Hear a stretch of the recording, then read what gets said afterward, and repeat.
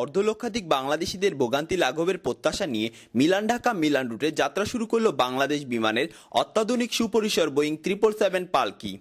গত 14 নভেম্বর মিলানের Malpensa airport থেকে নতুন এই রুটে বিমান বাংলাদেশ এয়ারলাইন্সের আনুষ্ঠানিক যাত্রা শুরু হয়।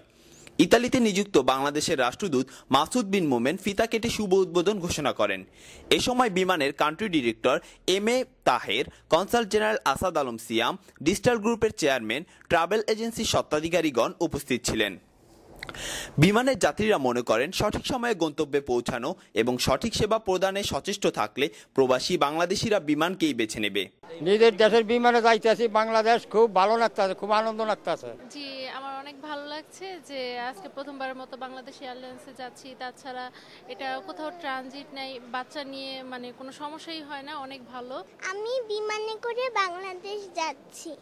বিমানের কান্ট্রি ডিরেক্টর মনে করেন যাত্রীরা মালামাল বহনের ক্ষেত্রে সচেষ্ট থাকলে বিমান ভালো সেবা প্রদানের মাধ্যমে সঠিক সময়ে গন্তব্যে পৌঁছতে পারবে। আমরা আশা করছি আমরা আপনাদেরকে অধিকতর সুযোগ সুবিধা দিয়ে যথাসময়ে আপনাদের গন্তব্যে পৌঁছাইয়ে দিতে পারবো।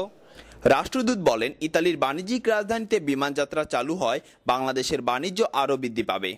এখানকার জনগোষ্ঠীর অনেক দিনের দাবি যে মিলান থেকে একটি সরাসরি ফ্লাইট বাংলাদেশে যাবে এবং সেই জন্য আমি প্রথমে মাননীয় প্রধানমন্ত্রী, মাননীয় বিমানমন্ত্রী, পররাষ্ট্রমন্ত্রী সহ সকলকে ধন্যবাদ জানাই।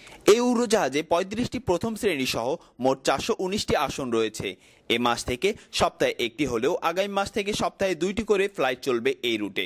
বাংলাদেশ বিমান 777 পালকি মিলান মালপেন্সা এয়ারপোর্ট থেকে তার প্রথম যাত্রা শুরু করলো। কর্তৃপক্ষের কাছে যাত্রীদের একমাত্র চাওয়া সেবা, মান ও সময়ের নিশ্চয়তা। এই নিশ্চয়তা পূরণ করতে পারলেই বিমান বাংলাদেশের নতুন এই রুট পাবে লাভের ছোঁয়া। Ferdous Nesar, ATN Bangla, Milan Malpensa airport থেকে।